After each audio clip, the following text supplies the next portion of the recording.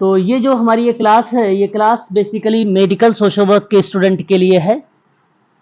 और कल मैंने आपका जो ये टॉपिक था औपचारिक और अनौपचारिक सामाजिक नियंत्रण की व्यवस्थाओं में, यानी सोशल कंट्रोल की परिस्थिति में, तो वहां से मैंने कुछ प्रश्न लिए हैं। इन प्रश्नों को आप लोग बहुत ध्यान से पढ़िएगा, फिर जवाब दीजिएगा। कह रहा है कि किस तरह के संगठन में नियम, कर्तव्य, जिम्मेदारियां लिखित रूप से दी जाती हैं। 4 ऑप्शन आपके सामने हैं: औपचारिक, अनौपचारिक, सामरिक और निजी। औपचारिक संगठन। ओके, यहाँ आपका जो जवाब आया है ऑप्शन नंबर ए की तरफ आया है, और ऑप्शन ए आपका करेक्ट जवाब है ना। ये आपका करेक्ट जवाब है कि एक संगठन का प्रकार है जहां नियम, कर्तव्य, जिम्मेदारियों को स्पष्ट रूप से परिभाषित किया जाता है और एक विशिष्ट लक्ष्य प्राप्त करने के लिए लिखित रूप में दिया भी जाता है। इसी प्रकार संगठन में जो संगठन की पदानुक्रम संगठन होता है, उसी पदानुक्रम संरचना को पूर्व निर्धारित होती है ना। तो इस प्रक्रिया में अगर हम बात करें, औपचारिक संगठन का निर्माण प्रबंधक द्वारा जानबूझकर विशेष संगठन लक्ष्य को प्राप्त करने के लिए किया जाता है, तो वह पार्ट औपचारिक संगठन का होता है। इसलिए ऑप्शन आपका पहला सही जाएगा। बात करते हैं रिकॉर्डेड क्लास होगी ना? हाँ, रिकॉर्डेड क्लास है ये। सामरिक संगठन क्या है सर? ये सामरिक संगठन एक ऑप्शन में यहां पर दिया गया है, सामरिक है ना, सामरिक संगठन है। मैं इसके बारे में भी आपको बता देता हूं। ऑप्शन नंबर कौन सा था? सी ऑप्शन है। आप जरा ध्यान दें, एक ऑप्शन आ रहा है सामरिक जो है संगठन। बेसिकली ये जो सैन्य संगठन होता है, सैन्य संगठन, किसी राज्य के सशस्त्र बलों की जो संरचनाएं होती हैं, राष्ट्रीय रक्षा नीति के लिए जो आवश्यक सैन्य संगठन बनाए जाते हैं, उसी को सामरिक संगठन के नाम से जाना जाता है ना। तो यहां सामरिक संगठन नहीं होगा, यहां औपचारिक संगठन आपका करेक्ट जवाब होगा। ठीक है, अगला सवाल हमारे सामने है और ये प्रश्न कहता है आपसे कि हर महीने वनशील बिजनेस का प्रशासन कंपनी के कर्मचारियों के लिए क्रिकेट मैच का आयोजन करता है और निगम का दावा है कि इस प्रयास से वे अपने कार्यबल के बीच समुदाय की भावना को बढ़ावा देने में सक्षम है, जो बदले में संगठनात्मक उद्देश्यों की प्राप्ति में सहायता करता है। तो संगठनात्मक अवधारणा का निर्धारण करें जो प्रबंधन यहां उपयोग किया जाता है। आपको जवाब बताना, शायद मैंने इसके बारे में कल बताया भी था। बिल्कुल, यहां सही जवाब जो होगा ऑप्शन नंबर आपका करेक्ट होगा, अनौपचारिक संगठन है। प्रबंधन द्वारा बताए गए क्रिकेट मैच का उद्देश्य जो है, उसके कर्मचारियों के बीच समुदाय की भावना को बढ़ावा देता है, जो बदले में भावना बनाने में मदद करता है।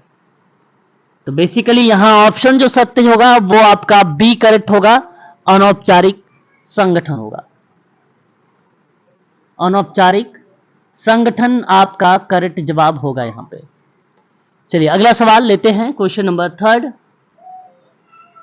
आपके सामने। डैश व्यक्ति और सामाजिक संबंधों के नेटवर्क को संदर्भित करता है जो एक दूसरे से जुड़े लोगों के बीच अनायास विकसित होते हैं।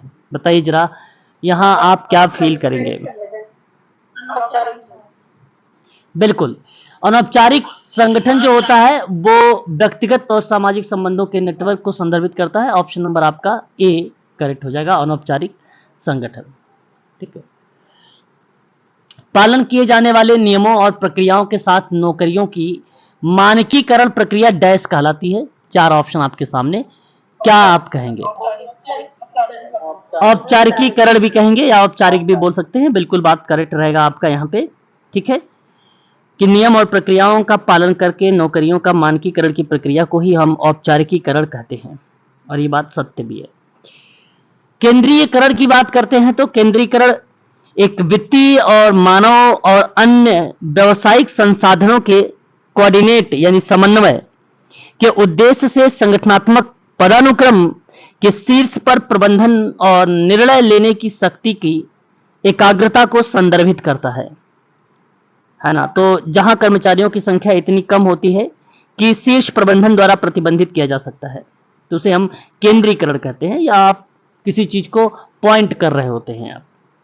एक होता है विकेंद्रीकरण, या संगठनात्मक संरचना के विशेष रूप से संदर्भित होता है, जहां शीर्ष प्रबंधन निर्णय लेने की जिम्मेदारी और दैनिक कार्यों के मध्य और निचले अधीनस्थों को सौंप दिया जाता है। वो बेसिकली विकेंद्रीकरण का पार्ट होता है।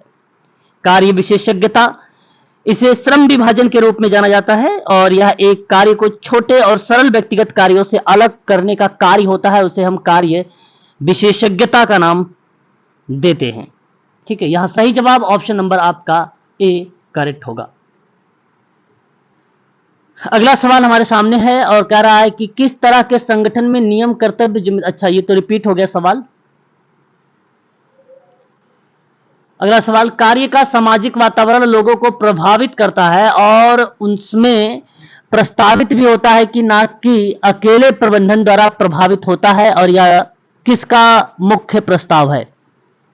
कार्य का सामाजिकरण लोगों का प्रभावित करता है और उसमें प्रभावित भी होता है, ना कि अकेले प्रबंधन द्वारा प्रभावित होता है, और यह किसका मुख्य प्रस्ताव है। सवाल बताइए इसका सही जवाब। तो संगठन का प्रणाली सिद्धांत, शास्त्रीय सिद्धांत, संगठन का 9 शास्त्रीय सिद्धांत। ऑप्शन आपका डी करेक्ट हुआ यहां पे। 9 शास्त्रीय सिद्धांत जो है, शास्त्रीय सिद्धांत का एक विस्तारित संस्करण है, जिसमें व्यवहार विज्ञान को प्रबंधन में शामिल किया जाता है ना।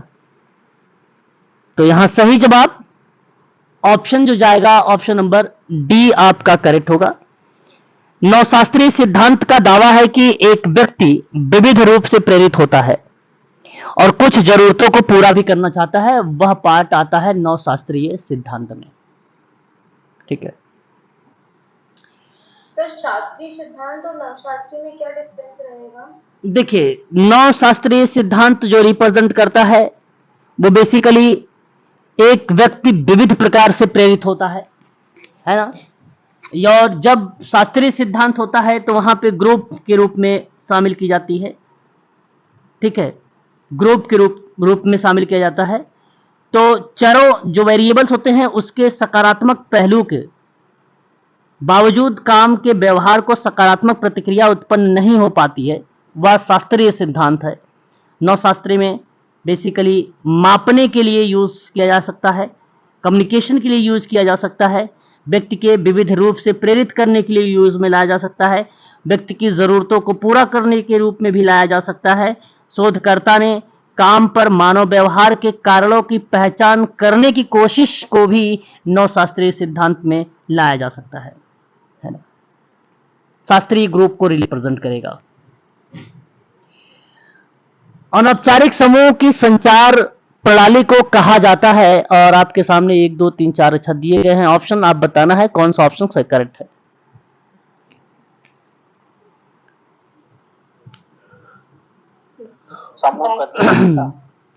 गोपनीय सूत्र यहां पे सही होगा।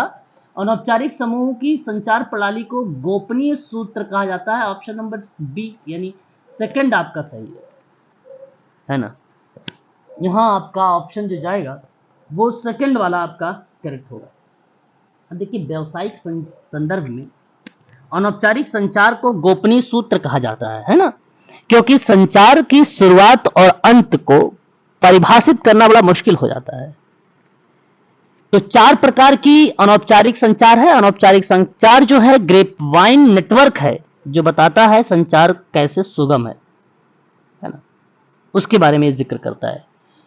विनिमय संचार भाषण, दृश्य, संकेत, लेखन या व्यवहार के माध्यम से विचारों या सूचनाओं का आदान प्रदान करके संदेश पहुंचा रहा होता है, तो ऐसी कंडीशन में विनिमय का पार्ट होता है।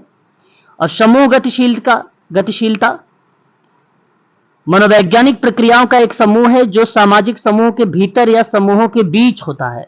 ग्रुप में बातचीत को किसी न किसी चीज के साथ संचार या प्रत्यक्ष भागीदारी के रूप में परिभाषित किया जाता है, उसे हम बातचीत के रूप में रखते हैं। लेकिन अनौपचारिक संचार ग्रेपवाइन ही होता है और गोपनीय सूत्र के नाम से जाना जाता है, इसलिए बी ऑप्शन आपका करेक्ट होगा, यानी सेकेंड ऑप्शन। पालन किए जाने वाले नियम, अच्छा ये तो मैंने कर दिया भाई, रिपीट हो गए कई क्वेश्चन इसमें। तो किस तरह के संगठन, अच्छा बस हो गया सारे शायद क्वेश्चंस, है ना। ये रिपीटेड क्वेश्चन हो गए, ज़्यादा ज़्यादा रिपीट हो गए, हमने ध्यान भी नहीं दिया। ठीक है, चलिए फिर भी हम आगे बात करते हैं और भी प्रश्नों के बारे में जो विगत वर्षों के प्रश्न हैं, आगामी परीक्षाओं के लिए हम सब के लिए इम्पॉर्टेंट है। ये ध्यान से आप सभी लोग करिएगा, ठीक है। चलिए पहला प्रश्न, व्हाट इज सोशल केशवर्क नामक पुस्तक। अच्छा मैं आपको बता दूं, ये किताब, ये जो पेपर है, ये दिसंबर 2009 का समाज कार्य का प्रश्न पत्र है। ये दिसंबर, मैं नोट कर देता हूं, दिसंबर 2009 का सोशल वर्क का प्रश्न पत्र द्वितीय है। पहला प्रश्न है कि व्हाट इज सोशल केशवर्क नामक पुस्तक किसने लिखी है।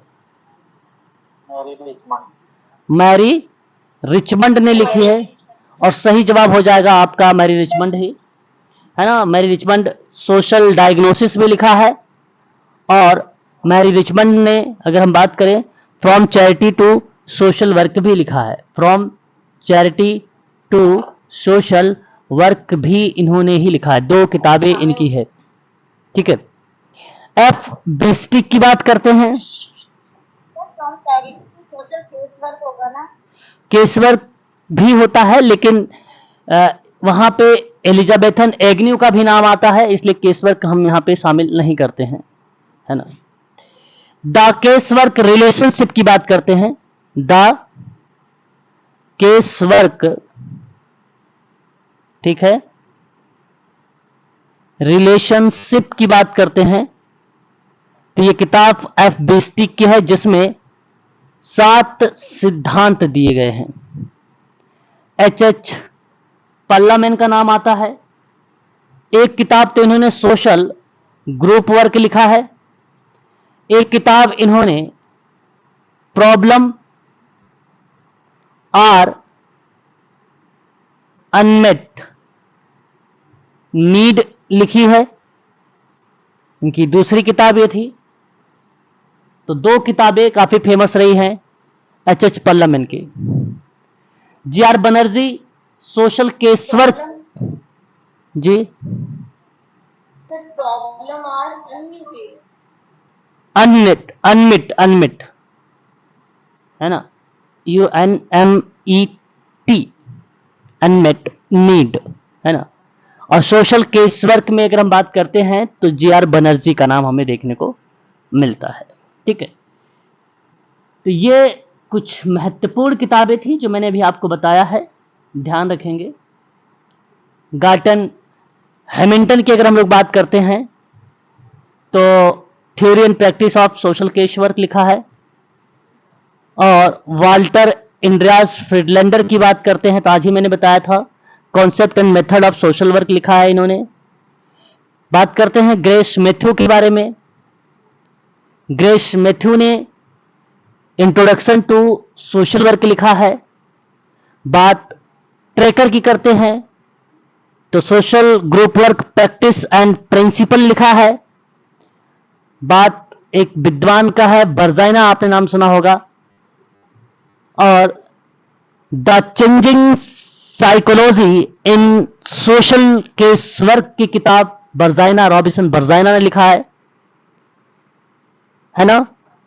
The little community Robert Redfield ने लिखा है। थॉमस हॉलिस ने, अगर हम बात करें I am okay you are okay का जो कॉन्सेप्ट है, थॉमस हॉलिस ने लिखा है। और सोशल वर्क फिलॉसफी की बात अगर हम करें तो हर्बर्ट विष्णु ने लिखा है।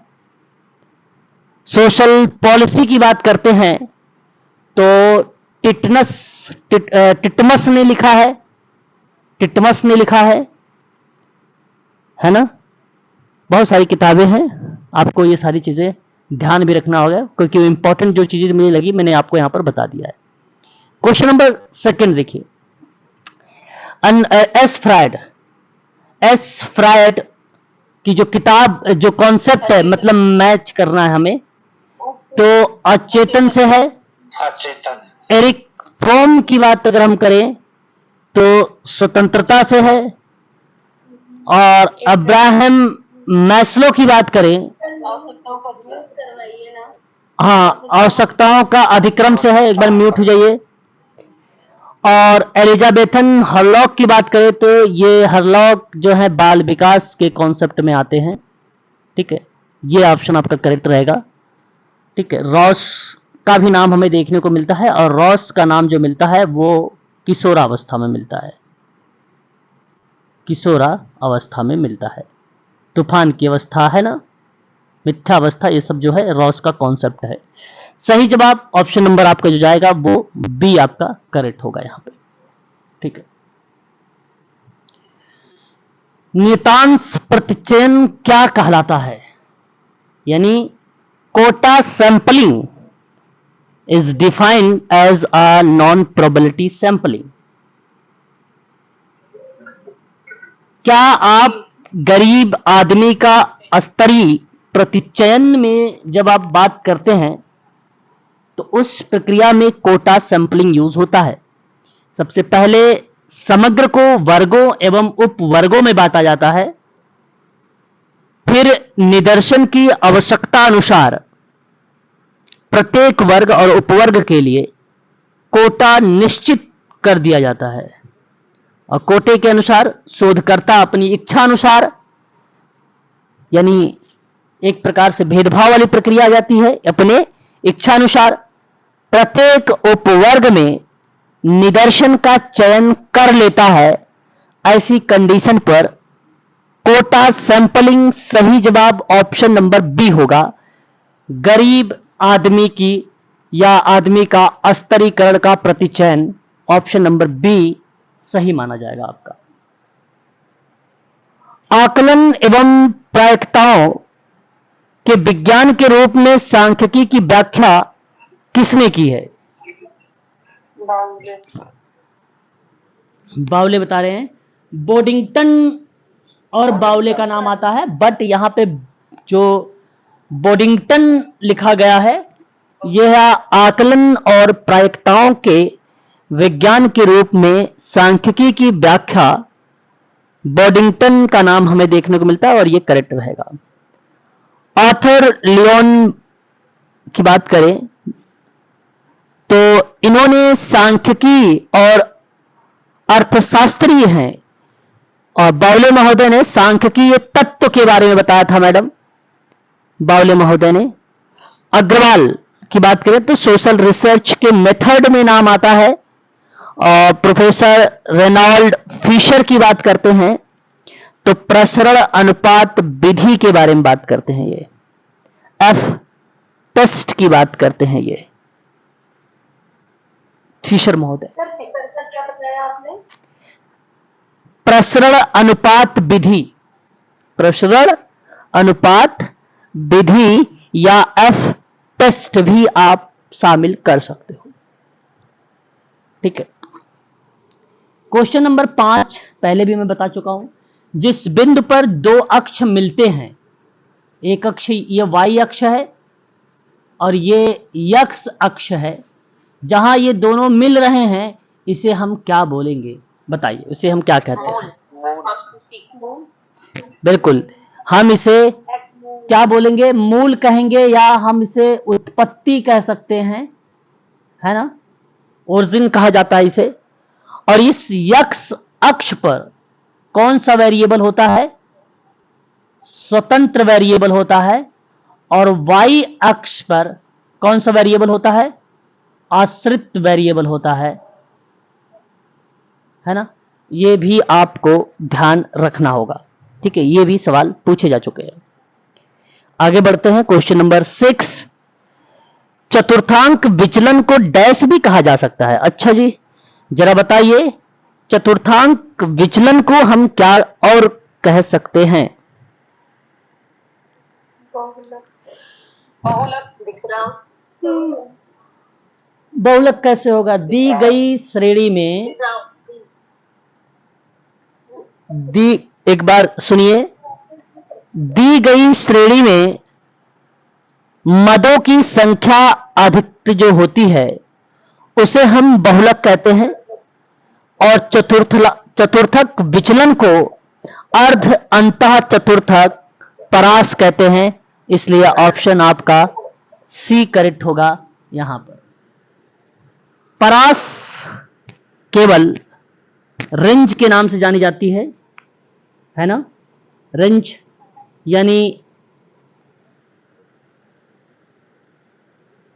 एक लोअर हाफ और अपर हाफ की जब बात होती है उसे हम परास के नाम से जानते हैं। और जो काई स्क्वायर होता है, काई वर्ग जो होता है वह बिखराव है, वह प्रसरण के वर्गमूल का मानक विचलन है एक प्रकार से, और दो प्रतिदर्शों के बीच अंतर की सार्थकता की स्पष्ट अगर कर रहा है तो वो काई स्क्वायर है। और मानक विचलन क्या है? प्रसरण का वर्गमूल। बहुत इंपॉर्टेंट है, मैं यहां पे लिख देता हूं IMP करके। मानक विचलन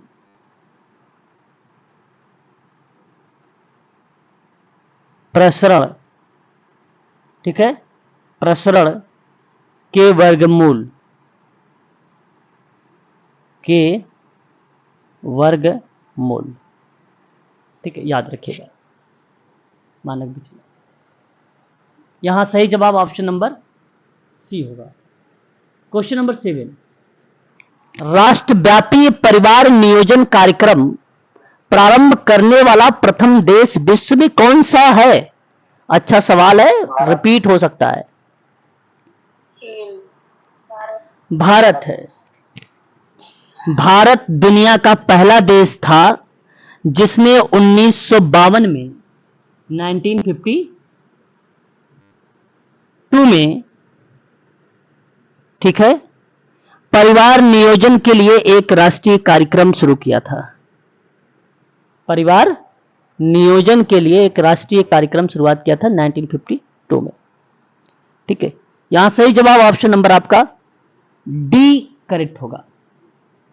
क्वेश्चन नंबर 8 में अगर आपको काल क्रमिक वर्ष पता होगा तो आप सही तरीके से कर पाएंगे।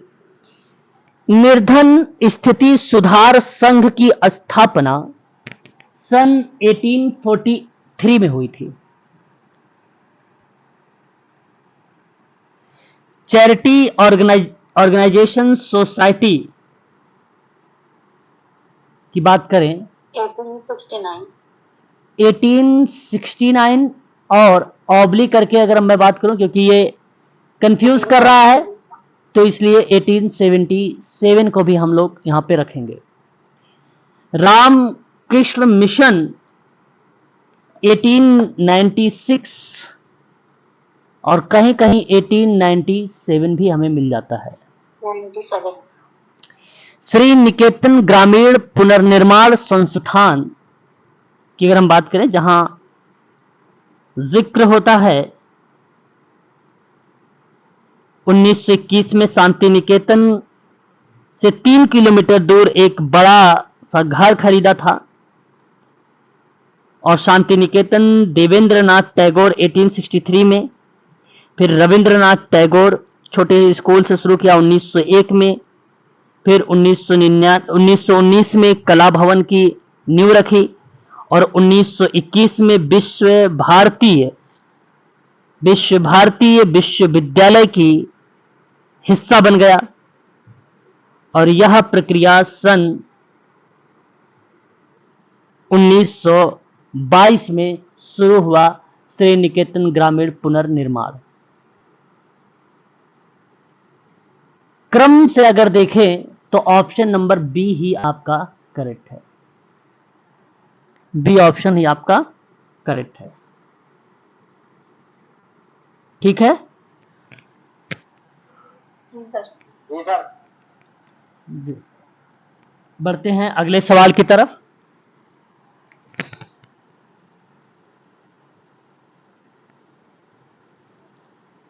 बताइए, सामाजिक नीति को समाज सेवा में रूपांतरित करने की प्रक्रिया है डैश आपके सामने। समाज सेवा प्रशासन। सामाजिक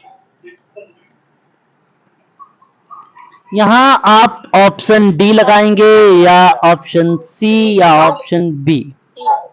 ऑप्शन सी। सामाजिक ऑप्शन सी समाज सेवा प्रशासन। सामाजिक नीति को समाज सेवा में बदलने की रूपांतरित प्रक्रिया है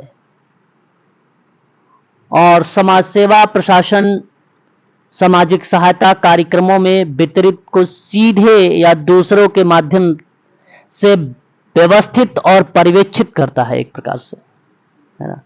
और समाज कल्याण प्रणाली जो है वो जरूरत में व्यक्तियों और परिवारों की सहायता प्रदान करता है। सामाजिक क्रिया लोगों को सामाजिक जागरूक स्तर को विकसित करता है और समुदाय या समूह को जो है बेहतर बनाने का प्रयास करता है। सरकारी नीतियों का क्रियान्वयन लोक प्रशासन के माध्यम से होता है और लोक प्रशासन अगर हम बात करें तो सामान्य जनता के लाभ के लिए बात करता है, इसलिए ऑप्शन आपका यहां पे 9 का सी करेक्ट हो जाएगा। इंपॉर्टेंट सवाल है ये आप सबके लिए। निम्नलिखित में से सही अनुक्रम को व्यवस्थित करना है हमें और सही जवाब यहां पे इसका क्या होना चाहिए। ऑप्शन आपका बी करेक्ट होगा। आगमन, अभिमुखीकरण, कर्मकांडवाद, पर संस्कृति ग्रहण, संस्थान। और ये पार्ट बेसिकली अगर मैं बात करूं तो इसमें इसने कूट देकर गलत कर दिया है। वैसे ये प्रश्न की अगर हम बात करें तो अपवाद में रहा होगा, है ना। इसमें क्रम नहीं, क्रम इसको बताना चाहिए था कि ये कौन सा क्रम है और ये क्रम सही है। ऑप्शन नंबर सेकंड यानी बी। कूट यहां पर ऑप्शन जो है गलत दिए गए हैं, है ना। ऑप्शन यहां पर बी राइट है ना।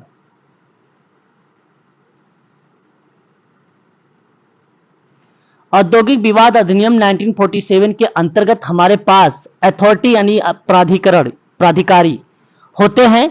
विवादों को निपटाने के लिए वो जिस क्रम के सामने आए उसका सही क्रम आपको बताना है।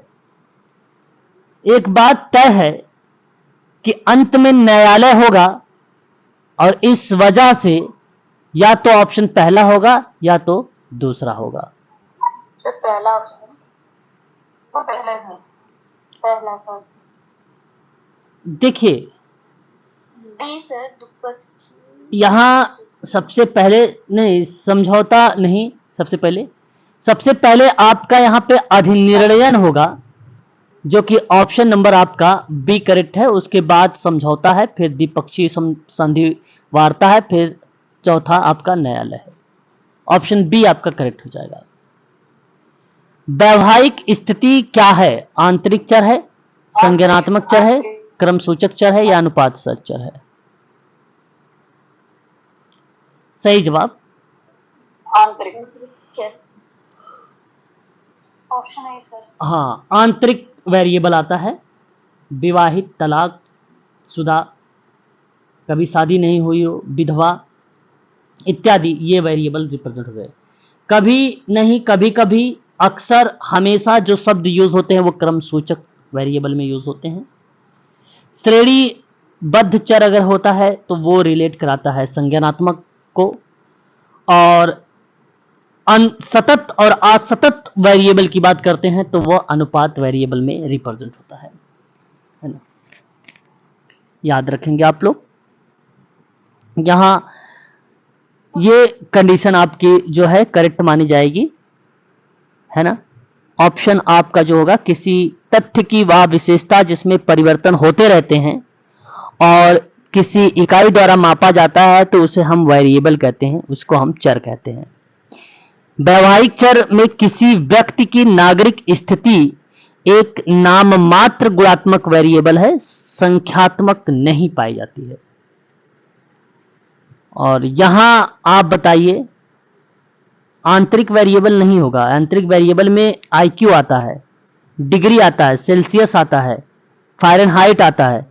यहां वैवाहिक वेरिएबल में आपका संज्ञानात्मक आएगा। ऑप्शन बी करेक्ट होगा यहां पे, है ना। ऑप्शन बी आपका करेक्ट होगा, बी ऑप्शन सही होगा, संज्ञानात्मक वेरिएबल। ठीक है,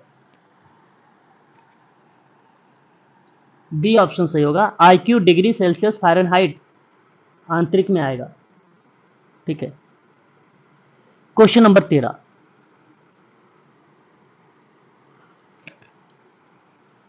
व्यक्तिगत सेवार्थियों को ज्यादा अच्छे से समझने और सहायता देने के लिए पर्सन इन सिचुएशन पर जोर दिया जाता है। और तर्क कहता है पर्सन इन सिचुएशन संरूपण व्यक्तिपरक होता है। सही है। यहाँ स्पष्टीकरण भी है। अच्छा, स्पष्टीकरण भी।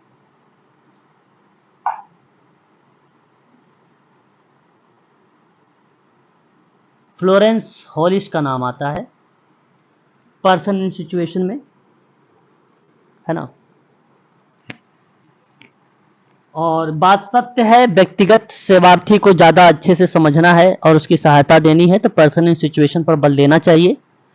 और जब स्पष्टीकरण भी है। हाँ, जब व्यक्ति पर बात हो रही है तो व्यक्ति परकता का नाम आता है और ये बात सत्य है, इसलिए ऑप्शन नंबर सी सही जाएगा आपका।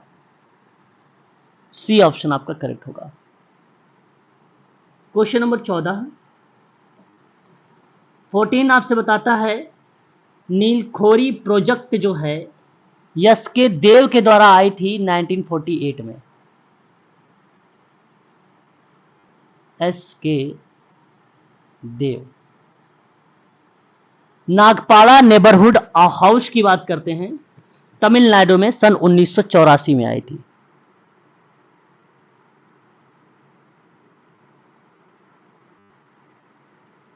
तमिलनाडु। दिल्ली पायलट प्रोजेक्ट की बात करते हैं, है ना, यमुना नदी पर 1958 पे। इटावा पायलट प्रोजेक्ट योजना की बात करते हैं तो इटावा यूपी, अल्बर्ट मेयर सन 1948। अच्छा, यहां पे कालक्रम के अनुसार दर्शाना है, बताइए जरा कौन सा ऑप्शन जा रहा है।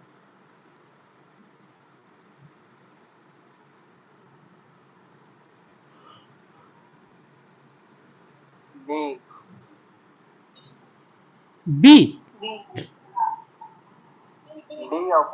D option. Okay, D option आपका करेक्ट हो जाएगा। Option number D is the right answer. जी सर, लेकिन डी में थर्ड वो तो ना, तब डी नहीं होगा सर, डी गलत है। हाँ सर, नागपाड़ा गलत है। थर्ड नंबर पे नहीं, गलत है ऑप्शन, गलत। दिल्ली पायलट प्रोजेक्ट पहले आएगा 58। सबसे पहले, अच्छा 1948 आएगा ना सबसे पहले तो। 48 आएगा ना। एक मिनट, लास्ट में आएगा। किसी का सन गलत हो रहा है। हाँ किसी का सन गलत हो रहा है, मुझे लग रहा है। इसके लिए छोड़ दीजिए इसको, है ना, क्वेश्चन को मैं इसको बाद में आप लोगों को करवा दूंगा। ठीक है, इसमें 1948 ये भी आ रहा है, 1948 इटावा भी आ रहा है ना, दो जगह आ रहा है। हाँ ठीक है, क्वेश्चन बेकार है। बेकार नहीं है क्वेश्चन, क्वेश्चन सही है ना सर। बशर्ते ये दोनों में मुझे कंफ्यूजन है। हालांकि इटावा 1948 तो तय है, ये सत्य है। मुझे नीलखोरी वाला थोड़ा सा लग रहा है ना, शायद 84 है। 84 है, आई थिंक, मुझे अभी कंफर्म। आगे बढ़े, कल करा दीजिए इसको। हाँ,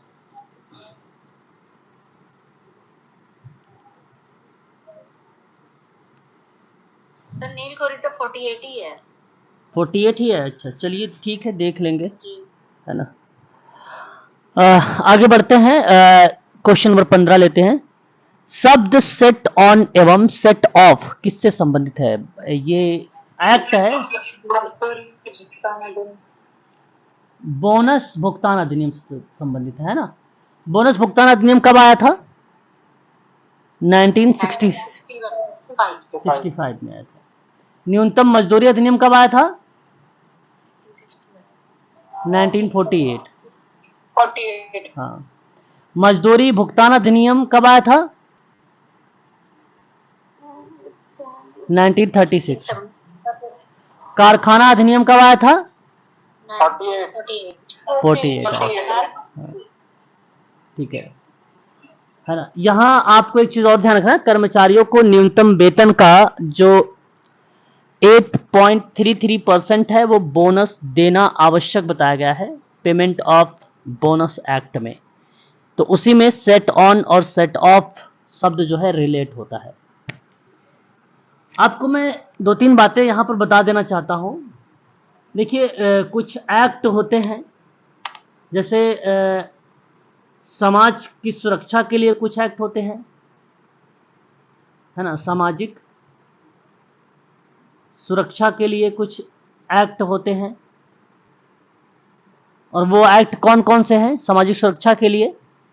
तो एक तो आपका आता है श्रमिक क्षति पूर्ति एक्ट आता है ना, 1984। और एक आता है प्रसूति लाभ एक्ट आता है 1961। हाँ। एक आपका आता है कर्मचारी राज्य बीमा संशोधन एक्ट आता है बेसिकली 1984। और एक आता है कर्मचारी पेंशन योजना एक्ट 1955, है ना।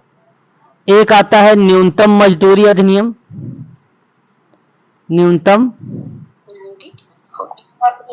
मजदूरी एक्ट आता है, वो 1948 आता है। और एक आता है वेतन भुगतान एक्ट 1936। ये सामाजिक सुरक्षा के संबंध में एक्ट है। वहीं अगर हम बात करते हैं श्रम से संबंधित भी कुछ एक्ट होते हैं। और थोड़ा सा पीछे कर दीजिए। हाँ, अभी एक मिनट।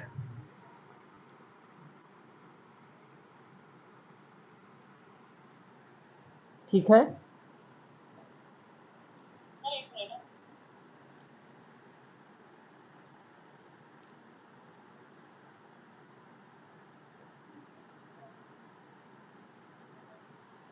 हो गया। जी सर। ओके। सर वेतन भुगतान और मजदूरी भुगतान दोनों सेम हुआ? नहीं, न्यूनतम मजदूरी न्यूनतम मजदूरी 1948 का है और वेतन भुगतान 1936 का है ना।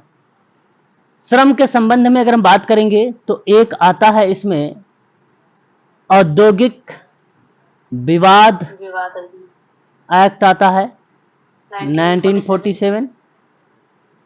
और एक आता है औद्योगिक नीति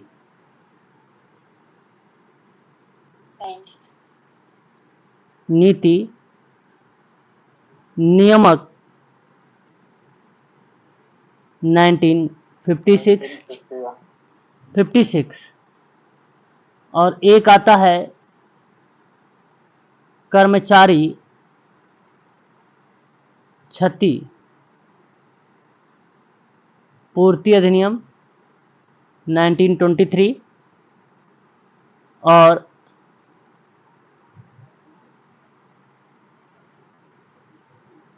कौन सा आएगा? ग्रेच्युटी मतलब उपादान संदाय अधिनियम, उपादान संदाय एक्ट 1972। ठीक है, ये एक्ट थे कुछ जो मैंने अभी आप लोगों से जिक्र किए हैं, है ना। अब आइए सवाल पर। क्वेश्चन नंबर 16 देखिए, ओजोन की परत अत्यधिक पराबैंगनी किरणों को लगने देने से जीवों का रक्षण करती है। सत्य है सर। अच्छा, ये बात सत्य है, ओजोन की परत से अत्यधिक पराबैंगनी जो किरणें होती हैं उनके लगने से जीवों की रक्षा होती है, और ये बात सत्य है, इसलिए ये करेक्ट है। पर्यावरणीय परत में ओजोन छिद्र जो है दक्षिणी ध्रुव सागर पर पड़ा था, क्या ये बात किसी को मालूम है? ये भी सत्य है। ये भी सत्य है सर। हाँ, ये भी सत्य है। यहां अब बात व्याख्या की है, तो व्याख्या नहीं है। ऑप्शन नंबर आपका नहीं हो रही है सर। हाँ पहला सही है। सागर की भी पड़ा था वो तो दक्षिणी अंटार्कटिका पे पड़ा था। हाँ, तो वो दक्षिणी ध्रुव ही तो होता है, वो दक्षिणी ध्रुव ही तो है। हाँ, सही। सही है ना, इसकी व्याख्या नहीं है। क्वेश्चन नंबर 17 देखिए, डीपीएसपी है। राज्य के नीति निर्देशक सिद्धांत मुख्य रूप से वितरण न्याय के सिद्धांत पर आधारित है और असमान अवसर वितरण न्याय की उपलब्धि को धीमा कर देता है, ये तर्क दे रहा है। जरा आप सोच के बताइए कौन सा ऑप्शन सही जाएगा। दोनों सत्य है सर।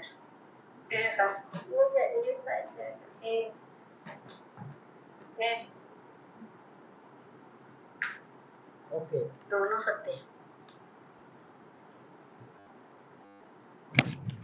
यहां आप कह रहे हैं कि दोनों सत्य हैं, और आपको बता दूं, क्या असमान अवसर, समान नहीं असमान, ध्यान सुनिएगा, असमान जो अवसर है वो वितरण न्याय की उपलब्धि को धीमा कर देते हैं, और अगर समान रहेगा तो धीमा नहीं करेंगे, यानी ये सत्य हुआ।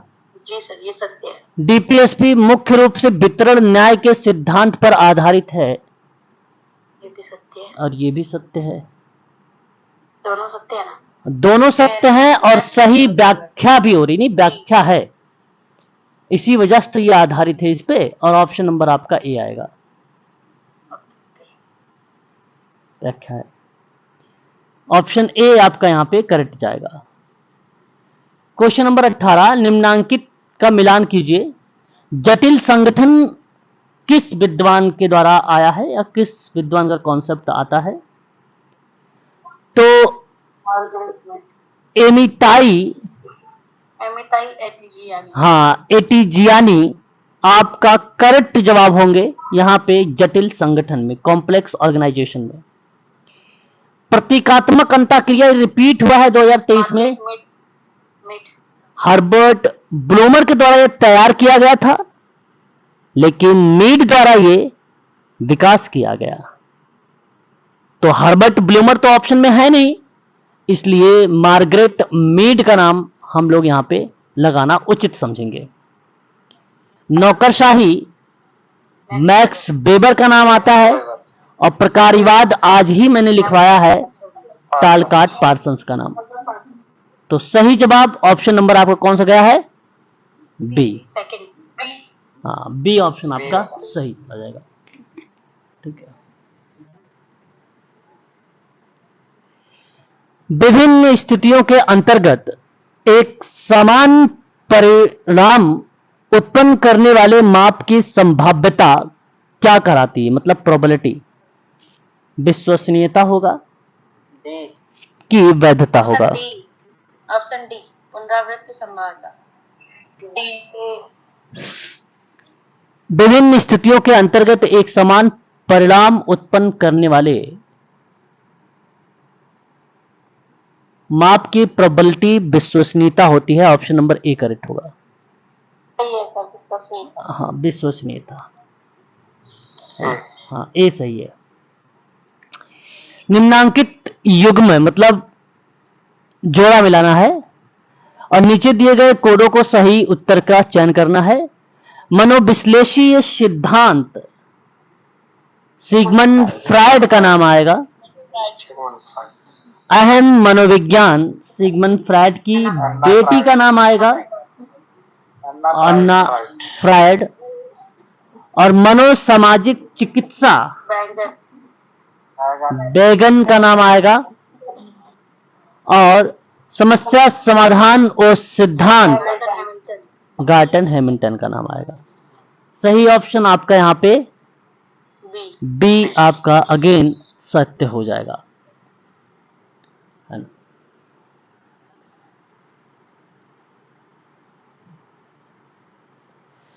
सामाजिक पार्थक्य शब्द हमारे सामने है।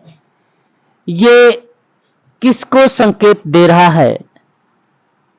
इसी को हम रंग भेद संदर्भित भी कहते हैं, सामाजिक पार्थक्य को। और नहीं, सामाजिक भेदभाव को बीमारी, विकलांगता, धर्म, यौन अभिविन्यास, विविधता कि किसी भी अन्य उपाय के आधार पर व्यक्तियों के बीच जो निरंतर असमानता के रूप में परिभाषित किया जा रहा है, तो वो सामाजिक भेदभाव होता है। सामाजिक पार्थक्य शब्द बेसिकली राजनीतिक भेदभाव को रिलेट कराता है। और सही जवाब ऑप्शन नंबर बी आपका करेक्ट होगा, राजनीतिक भेदभाव। ऑप्शन आपका बी यहां पे सत्य हो जाएगा। रंग भेद नीति है दक्षिण अफ्रीका के सफेद अल्पसंख्यक, जिसको हम श्वेत अल्पसंख्यक कहते हैं, और गैर सफेद बहुमत के बीच संबंधों के नियंत्रित और नस्लीय अलगाव और राजनीतिक भेदभाव के खिलाफ आर्थिक भेदभाव की मंजूरी दी थी, जिसे हम सामाजिक पार्थक्य शब्द को भी रिलेट करा सकते हैं। मार्टिन लूथर का नाम सुना होगा, जो है गांधी जी के नाम से जाना जाता है अफ्रीका में इनको, और उन्हीं का एक कॉन्सेप्ट है। ऑप्शन नंबर आपका बी करेक्ट होगा। 22 आपसे क्वेश्चन है, आपको मैच करना है। पेपर्स इन सोशल वर्क, जी.आर. बनर्जी का नाम आता है। सम एक्सपेक्ट ऑफ सोशल डेवलपमेंट का नाम माधव सदाशिव गोरे का नाम आता है। Towards a philosophy of social work in India एक किताब है, सुगत दास गुप्ता का नाम आता है। आइडियोलॉजी इन सोशल वर्क एक किताब है, मुरली देसाई का नाम आता है। सही ऑप्शन यहां पे कौन सा गया है? सी। सी ऑप्शन आपका करेक्ट हो गया।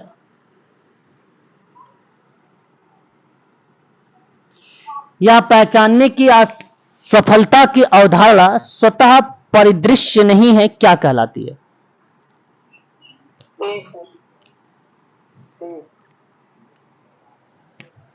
यह पहचानने की असफलता की अवधारणा स्वतः परिदृश्य नहीं है, क्या कहलाएगी? तो फैलेंसी ऑफ रिफिकेशन एक है, और पहला ऑप्शन जो है वो इकोलॉजी फैलेंसी है, परिस्थिति की भ्रांति या पतन कहते हैं हम इसको। और फैलेंसी ऑफ रिफिकेशंस एक परिसीमन जिसको हम सीमांकन कहते हैं, आगमन जिसको हम जो है इंडक्शन कहते हैं। कई बार रिपीट हुआ है सवाल, ऑप्शन एक बार इंग्लिश में ही दे दिया था, एक बार हिंदी में दे दिया है ना। 23 का सही जवाब ऑप्शन नंबर ए होगा,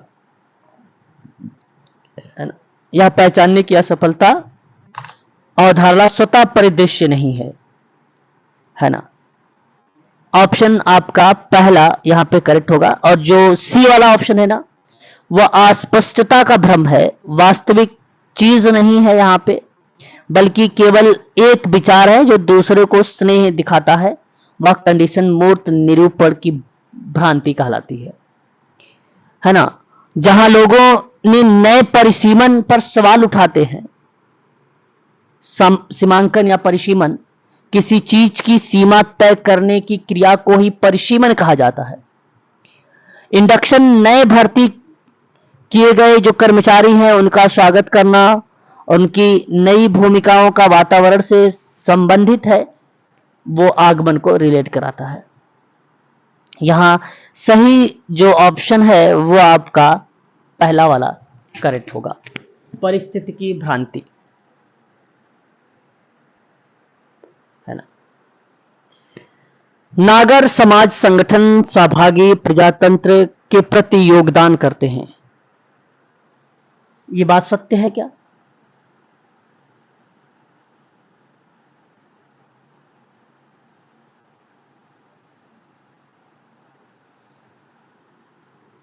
बताइए।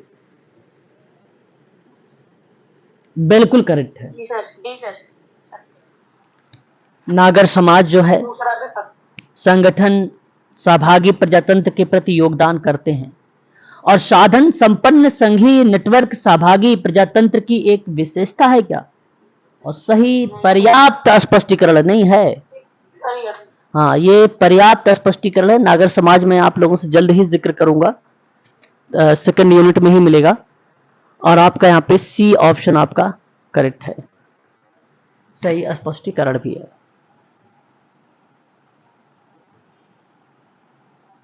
चलिए अगला सवाल बताइए, 25।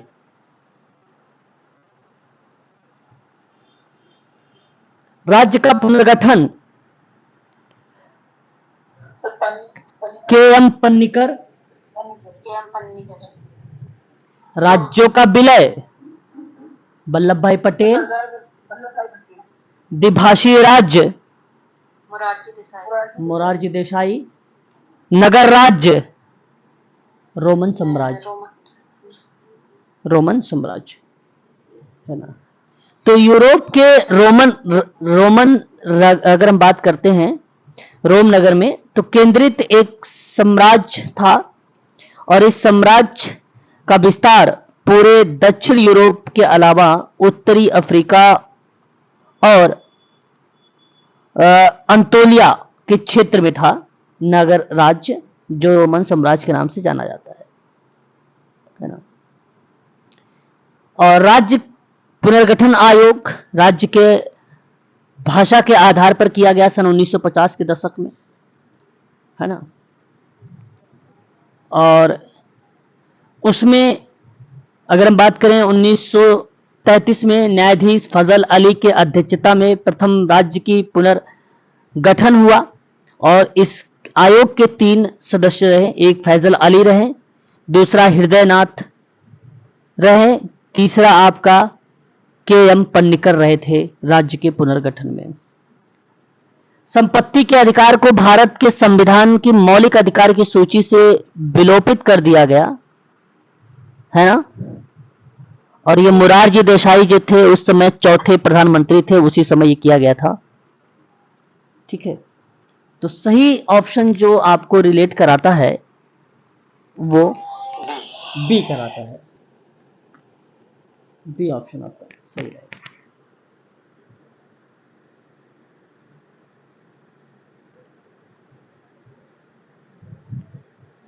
क्लिक में कौन सा शामिल है?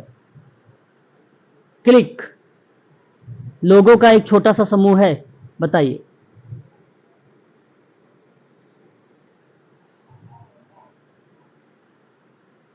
लोगों का एक छोटा समूह क्लिक है, क्या कहना उचित समझेंगे?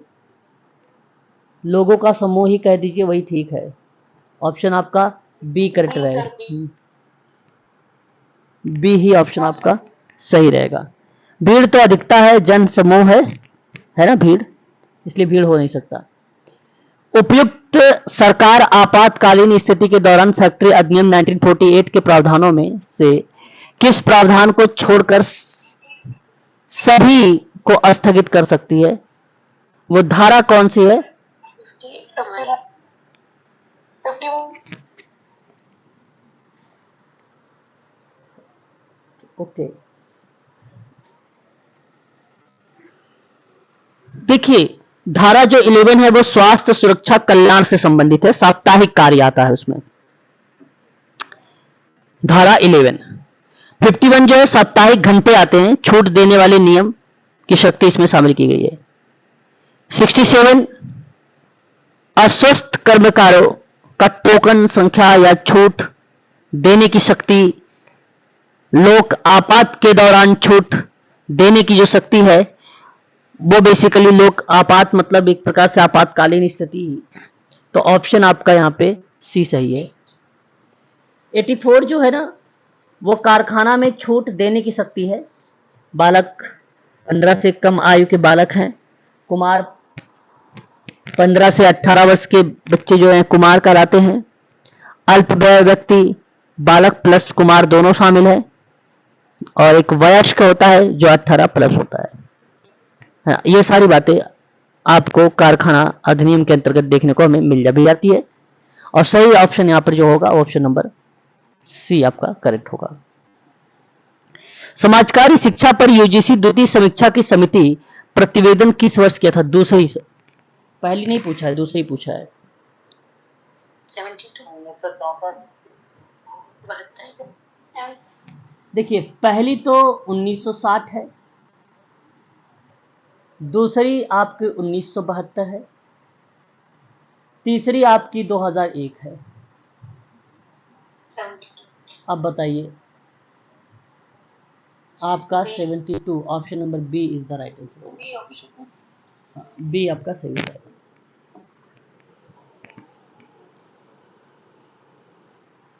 निम्नांकित युगों का मिलान करना है आपको। प्रगतिशील कार्यक्रम का अनुभव समाज कल्याण प्रशासन ही है, विश्वसनीयता सामुदायिक संगठन है, आवश्यकता की पहचान केस वर्क है, सत्ता और आज्ञा पालन सामाजिक समूह कार्य। सामने सामने सब मैच है, कोई नहीं है ना? C option. नहीं नहीं नहीं, देखिए ये आपका सही होगा। आपका सामाजिक समूह कार्य आपका प्रगतिशील है, विश्वसनीयता आपका दूसरा होगा, आवश्यकता की पहचान आपका अगर जो हम बात करें तो ये आपका दूसरा होगा, और सत्ता आज्ञा पालन जो होगा वो आपका समाज कल्याण प्रशासन होगा, है ना? आपका 4 ऑप्शन सही है, डी, डी ऑप्शन होगा। आप ट्रैकर का जब पढ़ेंगे ना सिद्धांत, तो ग्रुप वर्क में मिलेगा प्रगति कार्यक्रम का अनुभव। 10 सिद्धांत है, 10 में से एक सिद्धांत मिलेगा वहां पे। सत्ता वगैरह प्रशासन में मिलता है ना, एडमिनिस्ट्रेशन में मिलता है। शक्ति, सत्ता का मतलब शक्ति होता है ना?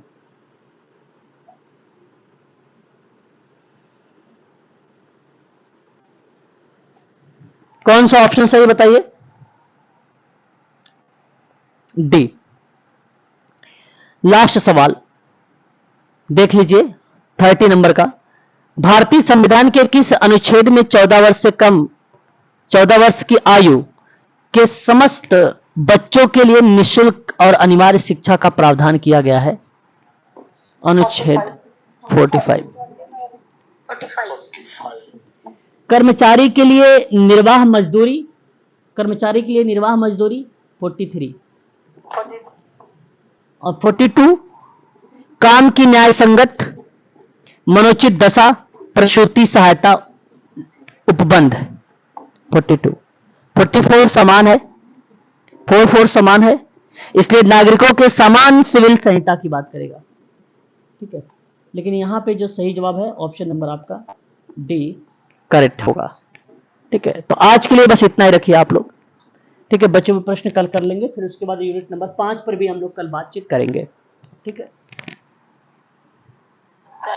सर ये मेडिकल सोशल वर्क